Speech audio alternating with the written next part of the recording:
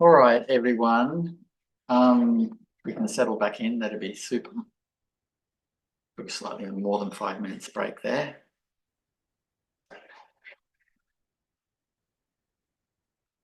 Okay, so uh, JKY.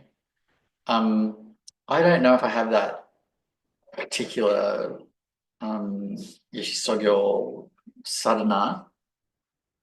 It's actually very familiar. I think I have received it because um, received a lot of things that I didn't note down. So I'm not confident that I do have that one, but I do have the short Yeshe Sogyo Guru Yoga Sadhana from the Dzogchen Sa. So I'm happy to give that if that is acceptable to you. It was one not from the original cycles. It was one that he composed in the West. So I can give you that one. I got that from one of the composers, I think from Kamrinpoche as well. All right. Okay, so brief recap about the daytime practice, which is called illusory form practice.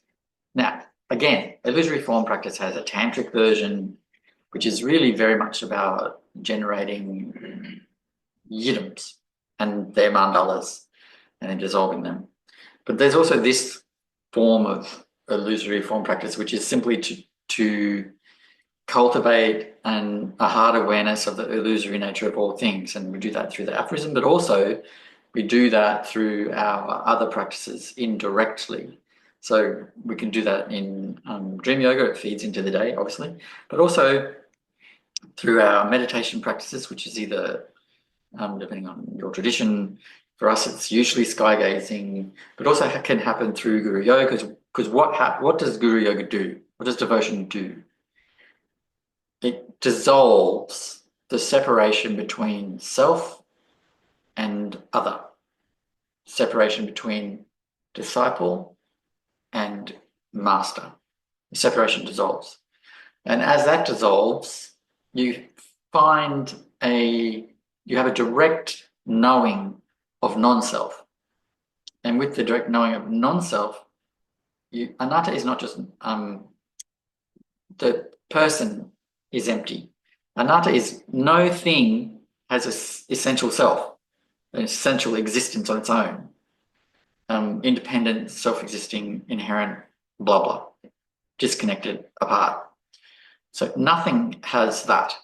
So when you realize that on a personal level through the devotion, it feeds into your perception of the world clearly, because the thing that we're most fundamentally attached to as real is ourselves. And when that dissolves, then obviously we understand the empty nature of other things. So clearly, yes, dream yoga is a way to do this, but so are the other practices within the Dzogchen Semdo tradition: sky gazing, simple silent sitting, corpse pose, devotion, guru yoga.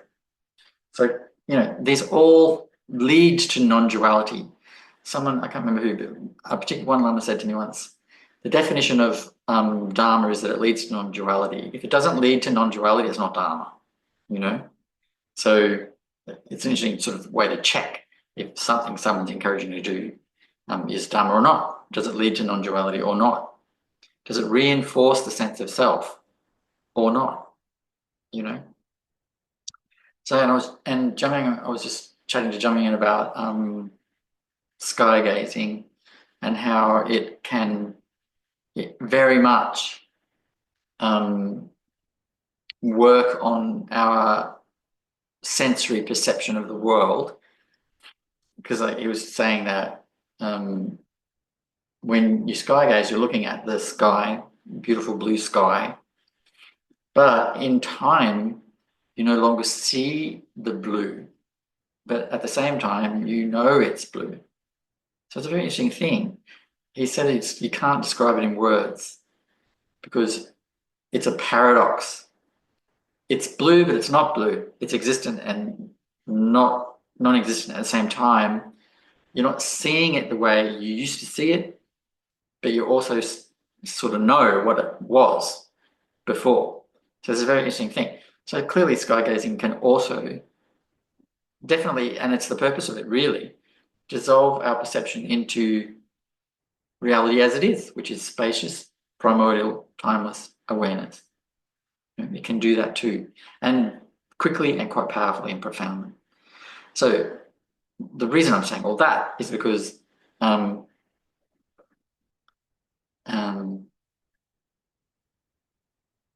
there's more than one way to do this. Okay. Okay, now I also want to talk about a couple of tests that we can apply to ourselves to see if our practice is working, if we're progressing. So one of the really important tests in dream yoga is if things are arising unbidden. If things are arising unbidden, like they're just there in our dreams, we didn't will them into existence, then it's still a samsaric dream. It might be mixed because you might be changing things, your guru might appear, it might be mixed. But if things are still coming without your will, it's samsaric. It's coming from your habitual tendencies, your deluded dualistic mind. So that's a kind of a key marker. Now, having said that, someone who really has accomplished guru dream yoga, guess what? They don't dream. They don't dream. They no longer arise. So at some point, the practice becomes redundant because the habitual mind, the deluded mind, is no longer throwing up dreams. So you don't dream. You're no longer dreaming. You're resting in naked awareness throughout your whole nighttime sleep, luminous, vast, boundless, characterized by love, joy, love, compassion, evenness. Luminous, boundless space full of these perfect qualities.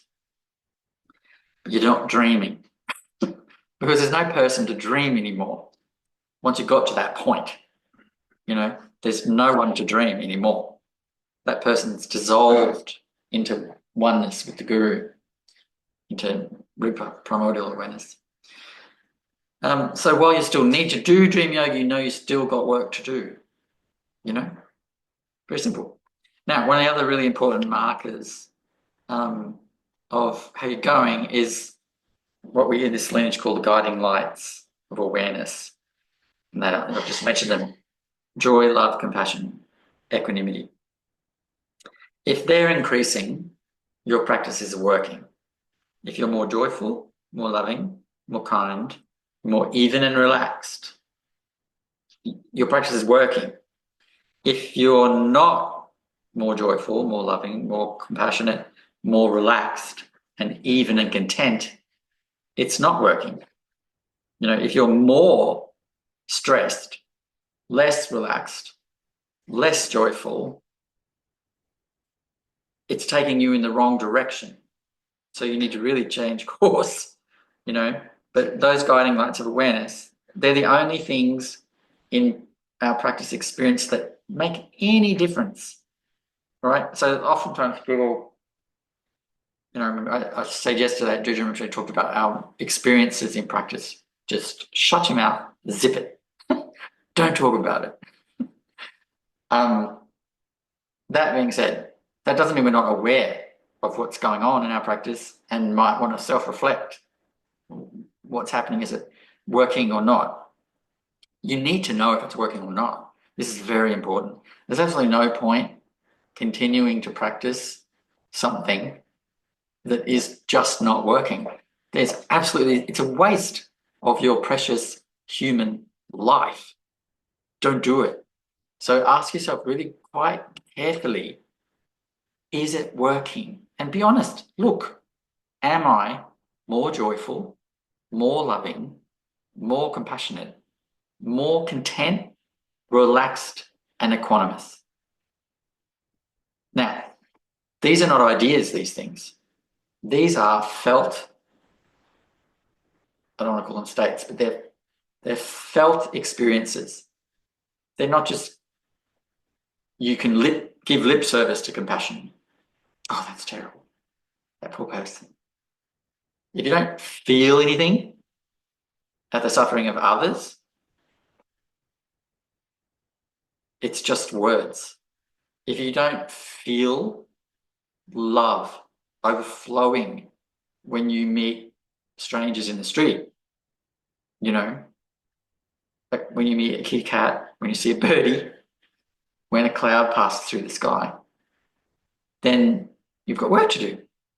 You know, there needs to be more love, more love, more love, more love, more joy, more love, more compassion, more contentment, more ease. So you just assess, am I feeling more joyful?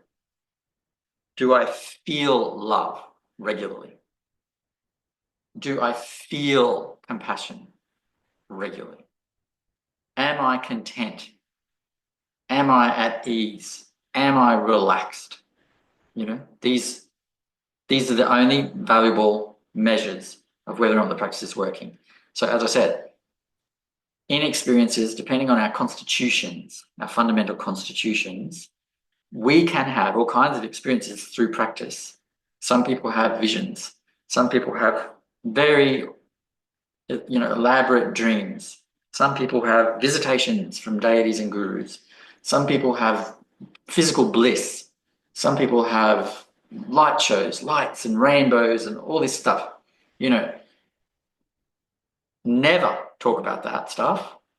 That is private. But also, it doesn't matter. Doesn't matter.